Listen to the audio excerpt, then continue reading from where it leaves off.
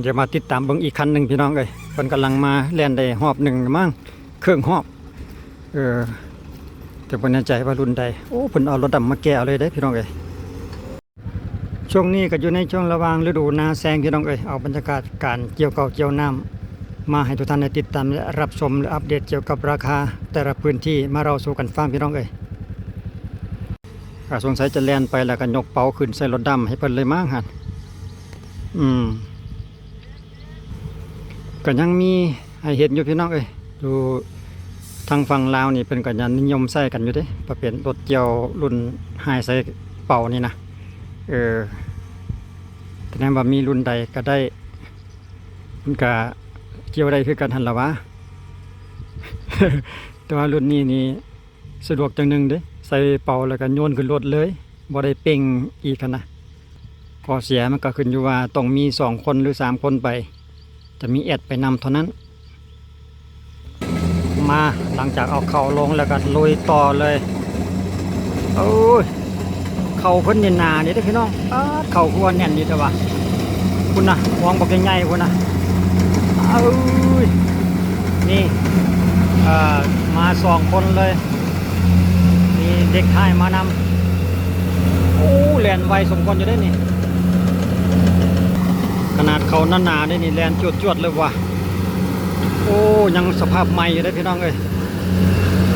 ดูซี70 Pro สำหรับคันนี้เนาะมีโปรได้แต่ว่าเป็นรุ่นไฮใส่กระสอบพี่น้องหน้าเพิ่นมีห้องน้ำอีกป้าโถมีน้ำหลายเว้ยมีป่าได้นี่น้ำเชี่ยวเลยสไตล์เดียวกันโยกซ้ายโยกขวาแล้วก็ตัดมุมสะก่อนเขาเป็นห่วงดีแบบนี้นี่โอ้คิดว่าคือเชียนเลยลายอยู่ดอกเขาพอตู้นี่เอาเก็บขอบไปเลยโซเฟอร์วัยรุ่นมาแรง โยกหน้าโยกหลังยังเชี่ยวคล่องว่องไวเดี๋ยวไปสอบถามราคาเพื่อนก่อนพี่น้องเราจะเล่าสู่ฟังว่าจุดนี้คนเจียวไรเท่าใดจะราคาเดียวกันบ่ประมาณนั้นนะก่อนรถคันนี้รู้สึกว่าเพิ่นจะมาจากต่างถิ่นนะพี่น้องมาจากเขตพูนบรรณาสลาเมืองไซธานีพุ่นแหละมาลุยนาทงหาบเขตท่าสมม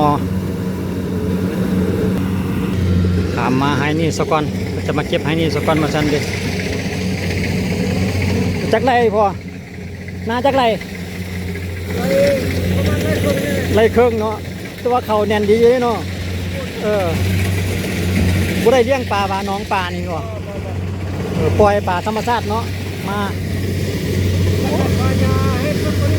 โอ้มันปิดหญ้าเนาะ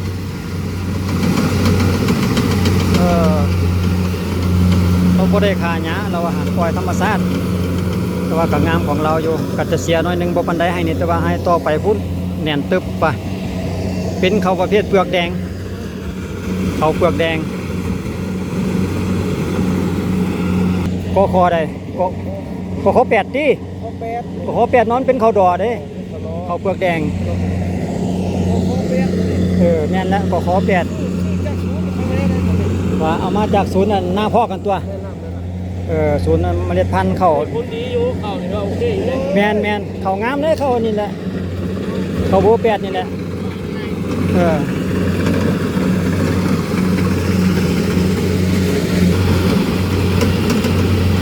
ไวขนาดอยู่ในช่วงระหว่างช่วงสงกรานต์ช่วงปีใหม่คือกันสำหรับนาจุดนี้นี่ช่วงเดือนเมษายนปี2026บรรยากาศนาแซงให้ทุกท่านได้เบิ่งอีกทีนึงพี่น้องเรื่องราคาสอบถามกับเจ้าของเพิ่นแล้ว650,000คือกันว่าซั่นเด้ต่อ1ไร่ราคาค่าเกี่ยวของเพิ่นเนาะอิงตามราคาน้ำมันถ้าน้ำมันถูกนี่ก็อาจจะถูกกว่านี้อยู่เพิ่นว่าแต่ว่าถ้าราคาน้ำมันลดก็จะลดลงอีกอยู่ว่าซั่นเด้ค่าเกี่ยวแต่ว่าราคาน้ำมันตอนนี้ก็อยู่ที่ราคาค่าเกี่ยวก็อยู่ที่ราคา650,000ต่อ1ไร่เสียงดังติดแล้วแสดงว่าเขาหันเต็มถังเขาเต็มถังแล้วก็ต้องได้เลี้ยงขึ้นไปเอาใส่รถสก้อนเนาะแล้วก็เป่งออกจากถังสก้อนเพราะว่าบ่มีแอดไปนำแล้วเด้ กันนี้เฉพาะทาง2ทางมันก็เต็มไว้แล้วมันทางบ่ใหญ่เนาะทางน้อยๆก็ได้ค่อยเฮ็ดไปแบบนี้แหละสะก่อนเพราะว่าแอดหันดินแห้ง บ่กล้าขึ้นแล้วยันตกรถว่าซั่นเด้พุ่นน่ะเบิ่งเขาเพิ่นน่ะพี่น้องเอ้ยปื้อน่าดีแท้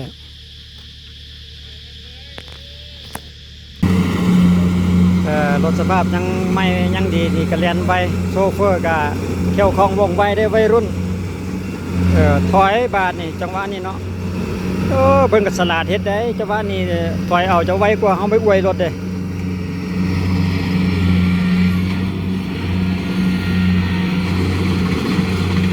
งานตั้งลำใหม่บาทเดียวแล้วเลยแท้ๆบาทนี่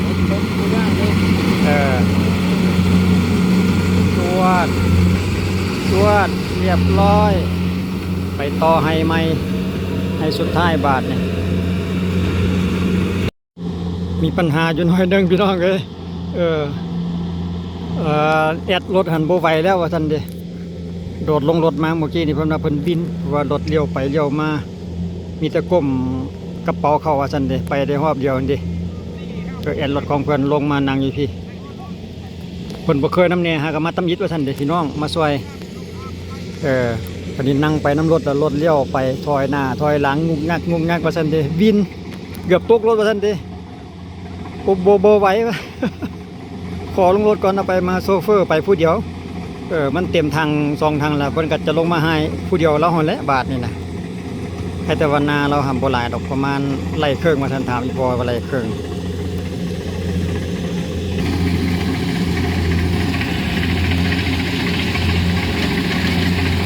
เขาเราสะบัดแน่นดีเด้อคุณหนาตึบเลย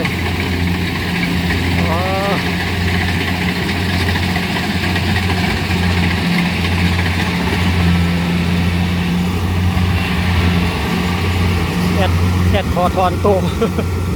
โอ้ตายบาดนี้เอาลุยผู้เดียวไอ้บ้าเอ้ยมีแต่คอยเฮ็ดไปแล้วน้ำบ่หลายดอกมีแต่มันเต็มดังติดแล้วก็ลงมาหายใส่เป่าให้เพิ่นนั่นล่ะวะโอ้เฟืองวางกลางร่องได้อย่างเนียนเลยพี่น้องเอ้ยรถคันนี้สุดยอดหลายลงกลางร่องเลยเว้ย DC 70 Pro พี่น้องรถนี้หายใส่กระสอบอยู่ในเขตทงหาบเขตบ้านท่าสมอสำหรับจุดนี้เนาะหน้าทงหาบลุยกันต่อพี่น้องพูดนะโซเฟอร์นี่ร้อยกระดาษจังว่าไต่แบบจดๆเลยนะเพื่อนนะยังนำคันคูนี่กับโปทันแหละ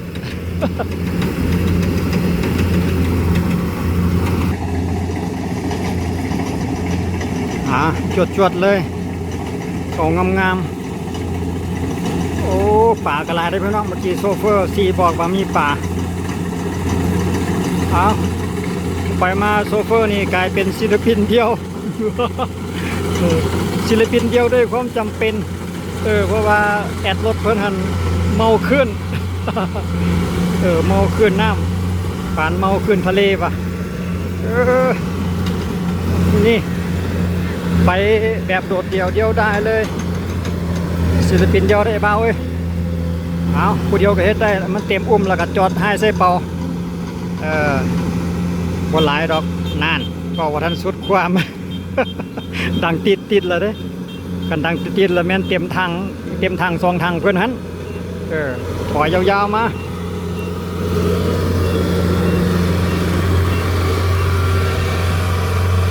เอาลงในโฮมนี่แหละก่อนนะค่าเดียวหอบเดียวนึงเด้เมื่อกี้นี่ไปหอบเดียวเต็มแล้วอยู่ในช่วงระหว่างเอาเขาลงจาก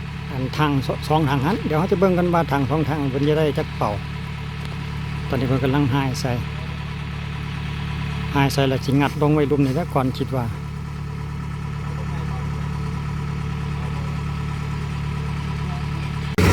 แลนหอบเดียวได้เต็ม1 2 3 4 5เต็มทาง2ทางได้5เป่าพี่น้องเมื่อกี้นี่เพิ่นทายแล้วเพิ่นบ่ได้เอาลงเด้เพิ่นแล่นต่อเลยหั่นนะเพิ่นจองไว้ทั้งรถเลย แสดงว่าก็พบปันไดเนาะสองทางได้แต่5 กระสอบ5 เป่า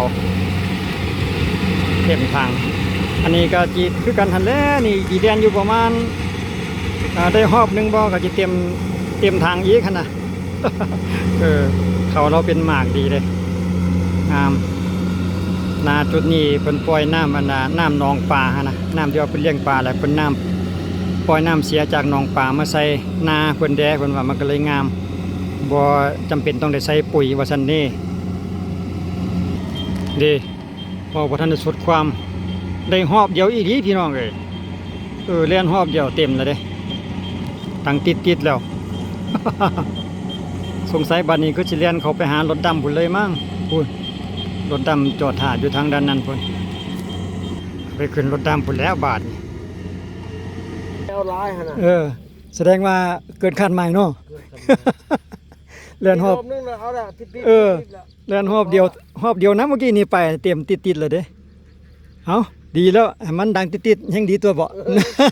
เนาะโอ้ยยังได้เข้าหลายแล้วอีพอเราดีใจตำยิดเพิ่นมาเป่ามามีแต่ซาวเป่าว่าซั่นนี่เดี๋ยวนี้เอาหมดไป30ละ ยังบ่ทันได้แล้วหน้าอยู่เอาอัปเดตล่าสุดพี่น้องให้เราสู่กันฟังก็จะมีประมาณเท่านี้แหละเหลืออีกน้อยเดียวเราก็จะเกี่ยวไปลักษณะเก่าที่เฮาเห็นมาแล้วว่าก็เครื่องระคมราคาเราสู่กันฟังพี่น้องเคยเฉียดหน้าตรงหาบก็650,000 กีบต่อ1 ไร่แสดงว่าราคาเดียวกันก็ไว้เจอกันในคลิปต่อไปพี่น้องคลิปนี้ก็ขอบใจในการติดตามและรับชมเกี่ยวกับทงไห้ทงนาในสถานการณ์ของน้ำมันแพงในเดือนเมษายนปี2026เราสู่กันฟังไว้เจอกันคลิปหน้าสำหรับคลิปนี้ขอบใจสบายดี